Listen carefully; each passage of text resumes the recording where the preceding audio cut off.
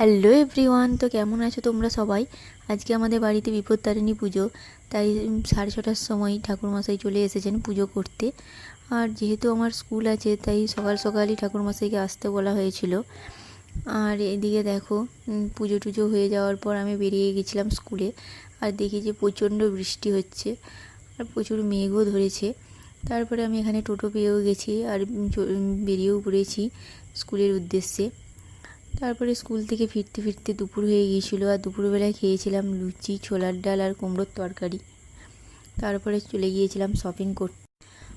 যেহেতু সামনেই মানার বার্থডে, তার জন্য একটু কেনাকাটা করতে গিয়েছিলাম। মানার জন্য কিছু কিনতে গিয়েছিলাম আর আমার নিজের জন্য। আর এখানে এই ড্রেস দুটো আমি কিনে নিয়ে এসেছিলাম মানার বার্থডের দিন পরার জন্য। তারপরে আবার সন্ধেবেলা চলে এসেছিলাম লুচি করতে রাত্রের জন্য। আর এখানে আমি ময়দা মেখেও নিয়েছি আর তারপরে লুচিগুলো ভেজে নিচ্ছিলাম।